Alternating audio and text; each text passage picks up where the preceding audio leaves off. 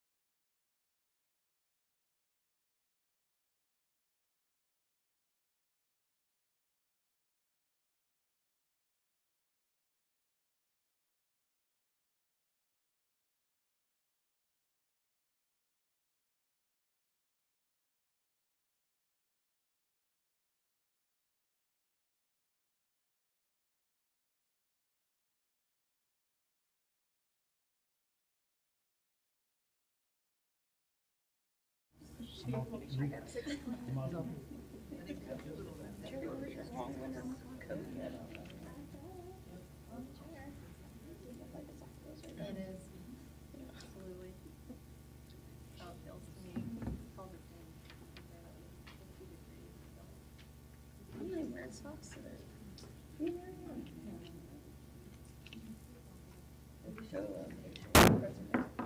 This Glendon Township Board of Trustee meeting is called to order on March 26th at 6:30 p.m. Please rise for the Pledge of Allegiance. I pledge allegiance to the flag of the United States of America and to the republic for which it stands, one nation, under God, indivisible, with liberty and justice for all. Thank you. Roll call, please. Heigl? Yes. Shittaberry? Yes. Diamaco? Okay, before we start the business part of this meeting, I'd like to read a statement. We have been made aware of some totally unacceptable behavior in Glendon Township, Minerva Park, and other nearby areas where someone is vandalizing personal property of residents involving stealing flags, signs, and defacing cars with scissors. We, as a board, want to be very clear that this behavior is not and never will be acceptable. We condemn this type of behavior in any situation, including when directed at an individual or group. Our police department is working on finding the individual responsible for this offensive and shameful behavior and we are sad to see this unacceptable behavior in our township. Police Chief Belford will now give an update on their progress in apprehending this individual. So as regards the vandalism and the theft of flags and signs, so far we have determined that it appears to be the same suspect in similar incidents, 3 in Blendon Township, 4 in Minerva Park, and 1 in Columbus. We are working with these agencies as well as state law enforcement agencies to try and identify and apprehend this offender. We have reached out to local news media, and at 6 p.m. tonight, local news media did begin showing the video. We're hoping, because of the large viewing area, the distinctive clothing and vehicle type, that hopefully someone who knows this person will be able to identify them. We are using a Ring doorbell camera. There's also, the suspect is on the Ring doorbell Neighbors app, which a lot of people can view publicly. So as much as we can, we're getting the word out there. We still don't have a license plate number. We are asking people to be observant, and if they see him, not to confront this person, but simply to call the radio dispatcher right away, 614-889-9494. If they can observe a license plate number safely, we'd certainly like that to be an extremely helpful piece of information, and we will continue to update the public and the board on any updates to the investigation as they are available and appropriate. Thank you. Pat, I'm going to turn it over to you to introduce the presentation that's this evening. Sure. So Westville Schools is here tonight to talk about state funding for schools. So I'll allow her to introduce herself, and I'll get the HDMI plugged in for you. Did you plug in your clip? I couldn't get it. Can I use your mouse? Yeah. Up there? Is that okay? Yeah, sure.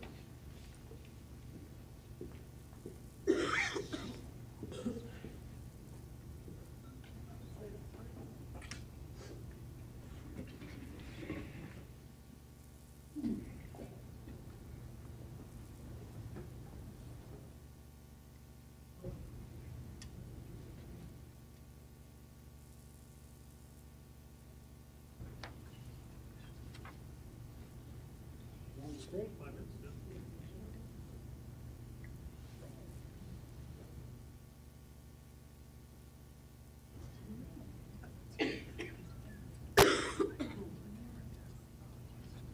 Screen go off maybe? Because the big screen. Is that powerful? Yeah, does the box have power? I don't see a light on the screen. I think it might have turned itself off after not being.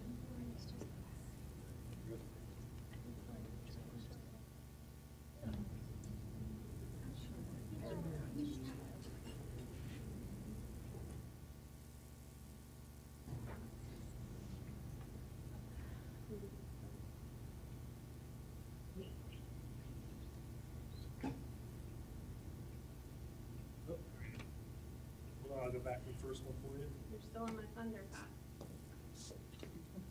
There you go. Thank you. Thank you to the Board of Trustees for having me here tonight, and thanks to the township. I really appreciate the opportunity to share with you what Westerville City School is working on when it comes to the state budget and its funding priorities for public schools. My name is Nicole Marshall. I'm the treasurer and CFO for the Westerville City School District.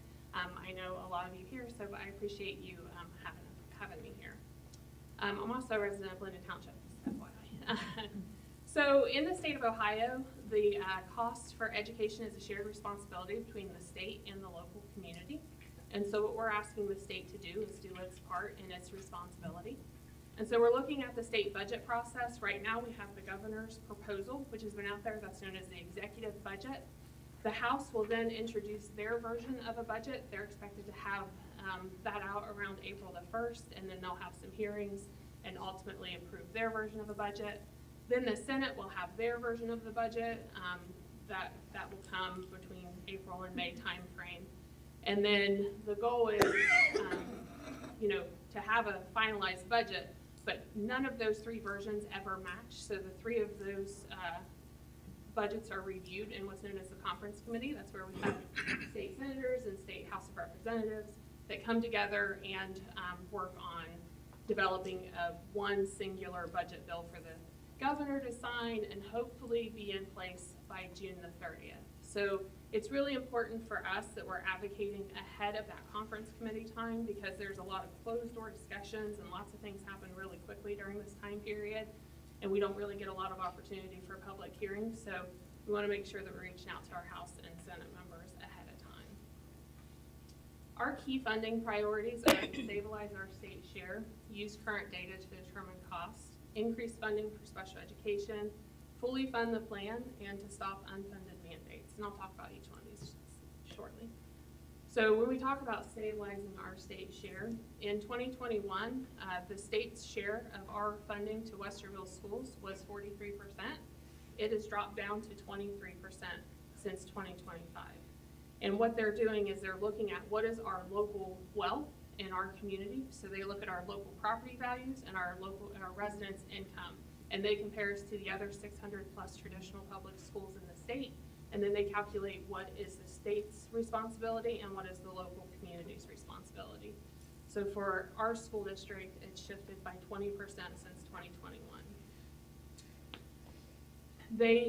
For the overall funding formula, they start with what's known as a base cost. So what is the cost of a basic education in a regular education, a general regular educational classroom? What is the base cost to educate one student? In 2021, we didn't really have a formula.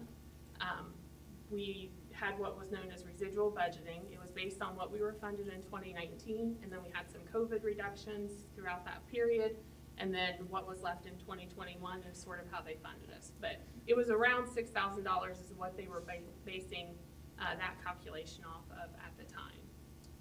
In 2022 and 2023 was the first year of what's known as the Fair School Funding Plan. This was a bipartisan plan. It was Speaker at the time of the House, Bob Cupp, who's a Republican, and a state senator who's a Democrat, John Patterson. They came together, they formed a work group with experts from around the state to develop a fair school funding plan that, if fully implemented and fully funded, would finally meet the state's constitutional requirements of providing a thorough and efficient set of common schools, which is our public schools. When that was first introduced in 22 and 23, that biennium, those costs were based on what does it cost to educate a child in 2018. So still lagging behind where we are with inflationary increases. And the state continued to update our local wealth factors for what is the state's share and what is the local community share. In the current biennium that we're in now, we're in fiscal year 25, so 2024 was the first year of that. The state updated that to 2022 costs. So the basic cost to educate a student based on 2022 costs, we were funded for 24 and 25. However, the state kept those costs the same for both of those years. So you can see this was the same for both of those years, but they continued to update our state share. This blue line represents what is our state share calculation. So our state share decreased by 7% from fiscal year 24 to 25. And the cost stayed the same, so that resulted in an overall decrease to Westerville schools of about $4 million. We grew by about 124 funded enrolled students at that same time period, but we lost $4 million because of those updated cost calculations. Under the governor's proposal, we would keep those costs at the 2022 amounts, and the state would continue to update that local wealth calculation. And so we're really concerned about what that looks like should the governor's proposal be put into place. So what we're asking them to is to update those cost sets to match what inflation has shown us around the cost to educate students in today's terms. So we start with a base cost for the general education classroom. What does it cost to educate one student? And then on top of that, we have what's known as categoricals. So special education, gifted education, English learners, economically disadvantaged, career tech, all of those things are categorical funding. And so the state has done cost studies around all of those categorical funding. And this was the special education, that's the one that we're focusing on for this budget cycle. And it was released in November of 2022, and it was done by the American Institute for Research, and it highlighted the need to update the existing funding formula because what they're funding it based off of at that moment wasn't adequate. And so this is a table from that report, and that report's actually linked to this presentation. It's 134 pages if anybody's interested in going back and reading it.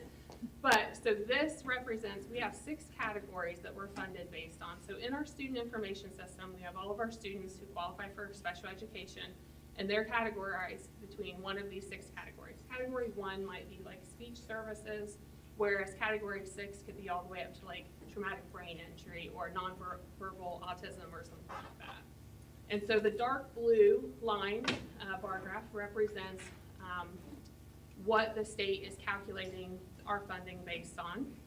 And then the light blue is what would be best practice, so where we probably should be. And then the green, the squiggly green, is adjusted for general education, time in general education classroom.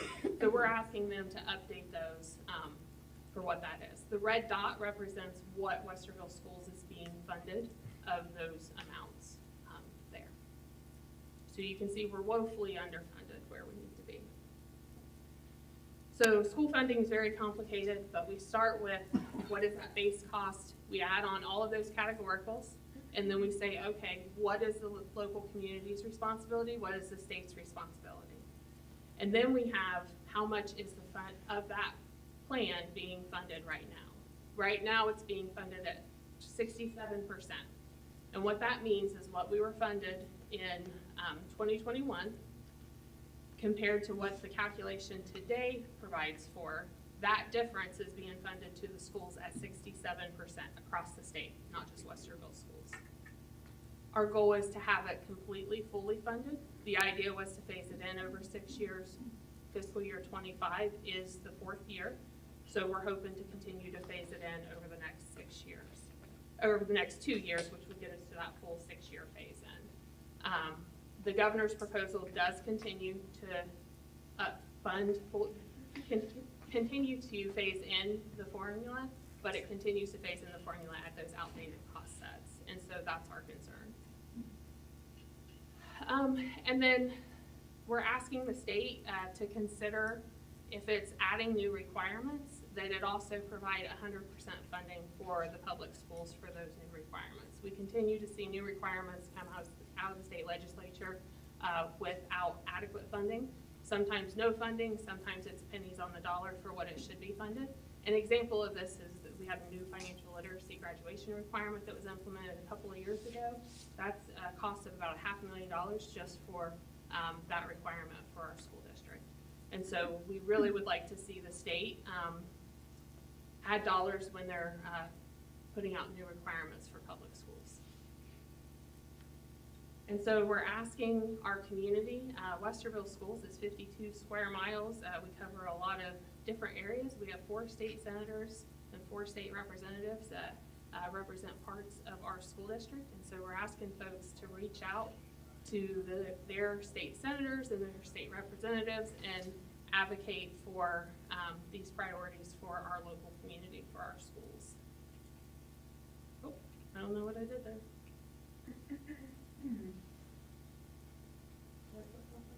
Oh, these are links. That's my fault. Sorry about that.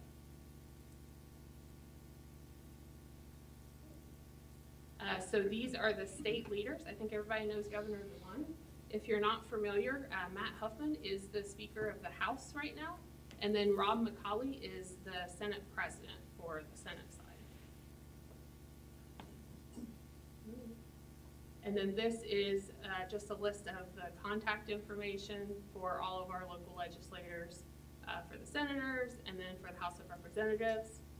And the committees that we keep an eye on during the budget process, we have the House Finance Committee, the House Education Committee, the House Ways and Means Committee. Those are links to all of those committees, and then the Senate has those same committees in there. And just to note, we have Andrew Brenner is actually one of our senators up in the Delaware County area. He chairs the Senate Education Committee, so he's a pretty big player in this conversation around school funding and new requirements for public schools. All right. What questions do you have?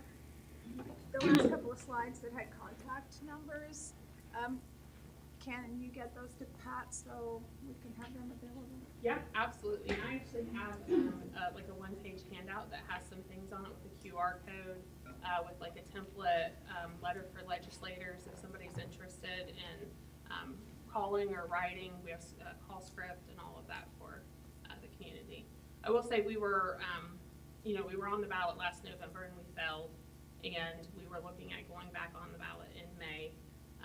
And we chose not to because of some of the comments that we saw coming out of the State House. And we decided our efforts would be better focused on helping our community understand how state funding is affecting its local school district, so.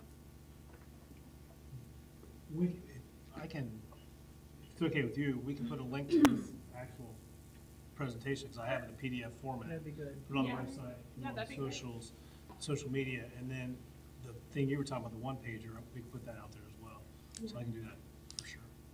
Yeah, I'll leave that with you, so you know. Thank you. Thank you very much. Thank you. Thank you.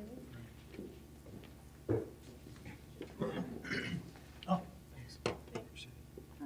We'll move on with public comment. Pat, you want to introduce? Sure. So real quick, I'll just read the public comment guidelines that we have in place. Public comment is for a period not to exceed 30 minutes per meeting. Residents and guests wishing to speak are asked to sign in on the sign-in sheet provided. Each person will be given 3 minutes to express their compliment or concern. Each person will be called to the podium in the order listed on the sign-in sheet. Yielding of time to another person is not permitted. Respectful communication is expected by all people involved. And if any person is not able to comment, they can send me an email at pmyers@blendentwp.org. Excuse me. And it appears I have no one that wants to speak. I'll do it. Okay. I knew there was a maybe on there. Excuse me. April Sobel, 349 Brazzaville. Thank you for the statement about the vandalism and the thefts that have been going on in the neighborhood. I'm going to call them a hate crime because even though they might not legally be classified that way, there's no other way to talk about them. People are going after those of us with pride-related signage and flags in our yard. So the comment you made saying you as trustees are against that, that's fine, that's great, it's not enough.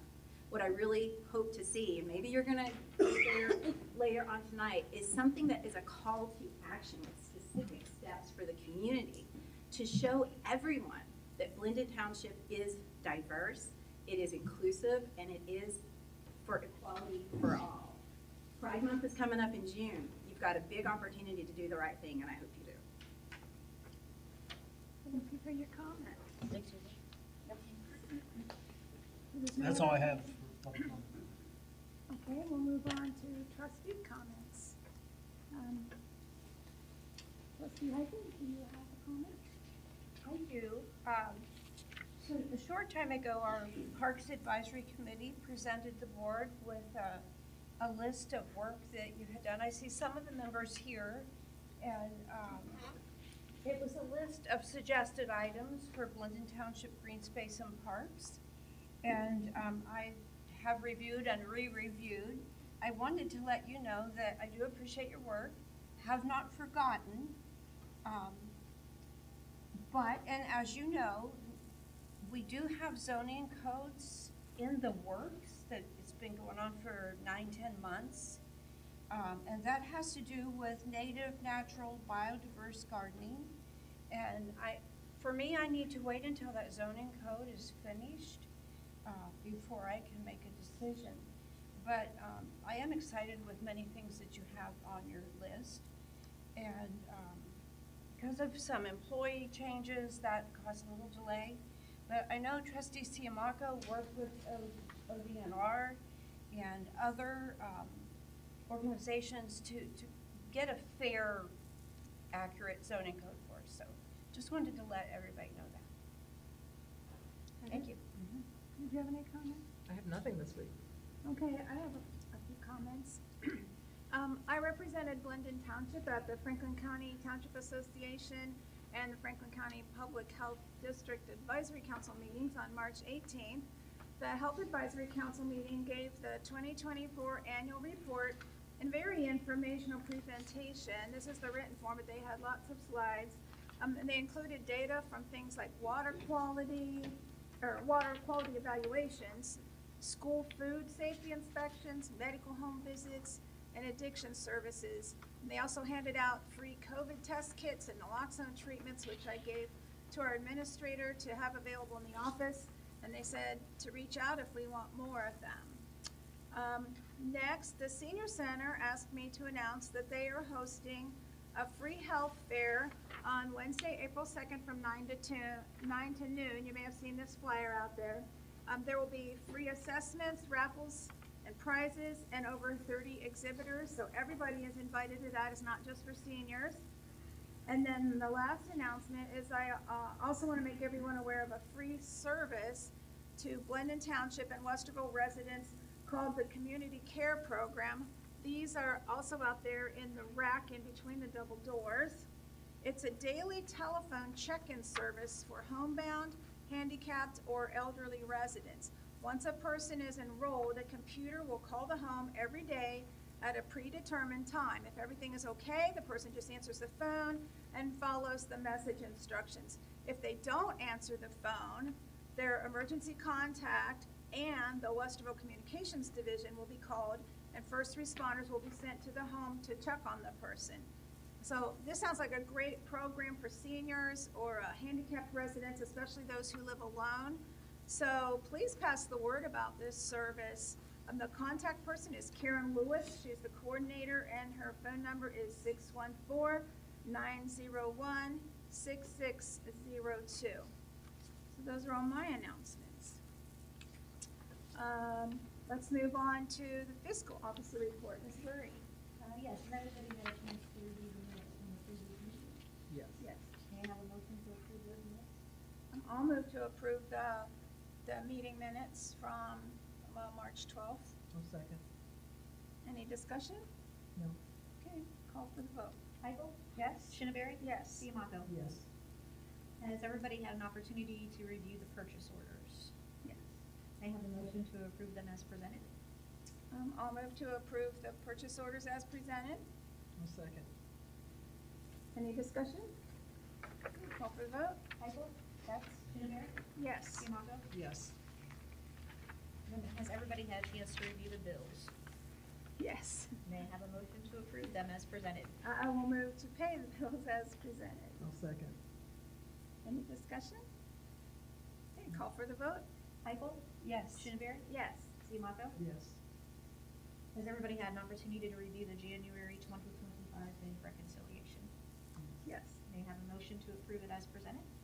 I'll move to approve the January 2025 bank reconciliation as presented. I'll second. Any discussion? Okay, I'll call for the vote. Heigl? Yes. Shinneberry? Yes. Siamato? Yes. And have you had an opportunity to review the February 2025 bank reconciliation? Yes. Yes. May I have a motion to approve it as presented? I will move to approve the February 2025 bank reconciliation as presented. I'll second. Any discussion? Call for the vote? Heigl? Yes. Shinneberry? Yes. Siamato? Yes. Is that everything on for the fiscal report? Yes, just want to give an update on 4079 Executive Parkway. So the building sold, it sold slightly above the appraised value. Very happy with the sale, and now we could focus on addressing the remaining obligations. Thank you. Does that wrap up your report? That wraps up my report. Okay, let's move on to Administration and Human Resources. Pat? Sure, I just have a couple things. One, I need your resolution 2025-14, finding of recovery repayment agreement. So on December 10th of 2024, the auditor of state issued a finding for recovery for $103,045.50 in favor of the general fund against former Township Administrator Brian Rhodes. Since then, $7,788 has come to us from the Ohio Township Association Risk Management Association. So that portion, the 7788, was received by us, and then they'll ask Mr. Rhodes to pay that back to them, insurance company. That leaves a balance of $95,257.50, for which Mr. Rhodes has agreed with the Franklin County Prosecutor's Civil Division to pay that over a period of time, and that agreement is in front of you, so we need a resolution to accept that and allow me to sign that agreement on behalf of the township. I will move to approve Resolution 2025-14, finding of recovery repayment agreement. Second? You want me to read it? Okay. Okay. So, whereas the Board of Trustees of Linden Township met in a regular session on March 26, 2025, whereas the board wishes to consider the acceptance of a payment plan for the findings for recovery issued by the state of Ohio on December 10, 2024, for a total amount of $103,045.50 against former Township Administrator Brian Rhodes, the Ohio Township Association Risk Management Authority has already paid $7,787.70 to the Township General Fund as part of the duty of insurance coverage. The remaining $95,257.80 is to be paid by Mr. Rhodes pursuant to the agreement made through the Franklin County Prosecutor's Civil Division. Now therefore be it resolved that effective March 26, 2025, the Linden Township Board of Trustees will accept the 100% repayment of the remaining $95,257.80 as outlined in the payment agreement negotiated by the Franklin County Prosecutor's Civil Division. Now therefore be it further resolved that the board hereby adopts and approves the agreement on file with the township and authorizes Township Administrator Pat Myers to sign that agreement on behalf of the Board of Trustees, along with any changes or amendments thereto, provided that the approval of those changes and amendments by the Township Administrator and the character of those changes and amendments are not being inconsistent with this resolution or adverse to the Township and shall be evidenced conclusively by the Township Administrator execution of the agreement. So, I've made the motion. I will second. Any discussion? Okay, call for the vote. Hagel? Yes. Shineberry? Yes. Siamaco? Yes.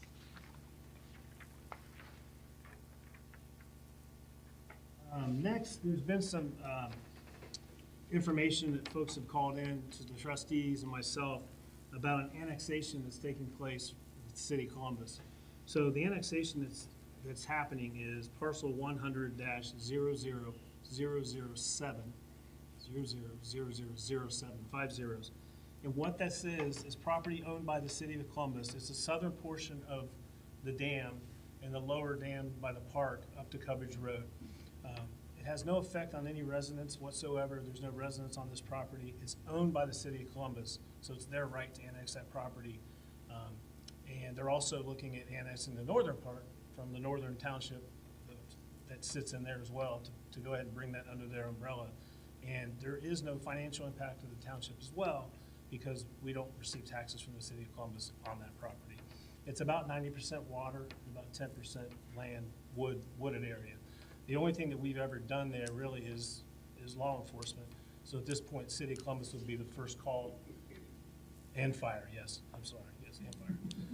City of Columbus would be the first call, and then of course we do mutual aid maybe, but the first call would go to the City of Columbus for anything that would happen in that lower dam area. So just wanted to get that out there to let folks know this, doesn't have any impact on residents at this point. So. Thank you for that information and explanation. One more thing I wanted to touch on that Trustee Heichel brought up was the native grass situation. So Trustee Siamaka and Adam Sears did a lot of work on that. And so now Eric Moore, Pat Myers, and Jeff Tudorow are meeting with Julie Donnan, our lawyer, to review the first draft of the new language for the code. Make sure it's all tightened up the way Julie sees it based on the information she received from Trustee Siamaka and Adam Sears. Once we do that, it'll be sent to you for your review. You guys will look at it, so forth. If it makes sense and you like the way it looks, we would have 3 public hearings for public comment on that language. The language will be made available. And then after the public hearings and comments, any changes could be made, and then at some point it would come to vote for you. So that's where we're at right now. That meeting's happening Friday at 10:30. I'll send the invite out in case you're available to come as well if you'd like. But we can, meet with Julie and let you guys know how that goes. But we will come away with that with a first draft of the code language. Okay? It made me think about that, so. Other than that, I don't have anything unless you have anything for me. Thank you. Let's move on to the maintenance department. Matt? So I have no request from the trustees this evening, but I'd like to report to the trustees and to the public what we've been doing for the month of March. We've got our salt barns all full. We've winterized all of our winter equipment, got it put away. Got our spring equipment coming out, get it ready, maintenance, we've been working in the cemetery, doing cleanup. We've gone through about 15 yards of topsoil and seeding. We've added 10 more gardens. We've sold all of our garden spaces, so we've added additional 10 spaces. And I'd like to let everybody know that we've got community cleanup coming next month, 25th, 26th, and 27th. Was shredded on Saturday from 10 to 2. I just make one comment that we talked about. They will actually be shredding on site. People ask that question a lot. Are they really shredding, or are we going to dump it in these bins and then they'll shred it? They're actually shredding on site this year, so they will see it go into the shred bin. We also have safe medication disposal on Saturday. No, the Saturday of that week. Oh, that's Saturday, okay. Thank you. Police department, Chief Belford. I will be joining Fiscal Officer Joanne Burry. We'll be making ourselves available once again for a presentation of information and question and answer session for the upcoming police levy here at the Senior Center on Monday, April 7th at 6:30 p.m. That's all I have to report tonight. Thank you. Fire department. Good evening, George Sorge, Deputy Chief from the Fire Department. Chief Miller's out of town this week, spring break with his family, and has to fill in for him. Just want to bring the board up to speed here on some training we were doing on Westerville Road at Paris Court. We completed that training at the former, I believe it was the Roush used car building. We gained some phenomenal training out of that building thanks to Fraser General Contractors who offered the building to us for training. But we completed that training last Saturday, and the building is being ready for demolition this week. Thank you. Thank you for that report. Does anybody have any other announcements? Okay, then the next regular trustee meeting will be April 9th at 6:30, same place. And I will move to adjourn this meeting at 7:04. Second? Any discussion? Call for the vote. Heigl? Yes. Shinneberry? Yes. Siamaco? Yes. Meeting is adjourned. You did. So proud. Out of the abundance of, you guys sign your name. This is the resolution. I can feel you. Can we do it? Yeah, do it underneath, that's fine. I don't have Joey's, I gotta send it.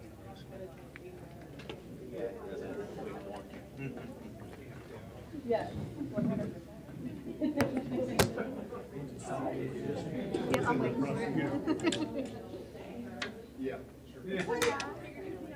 I have a question about Miller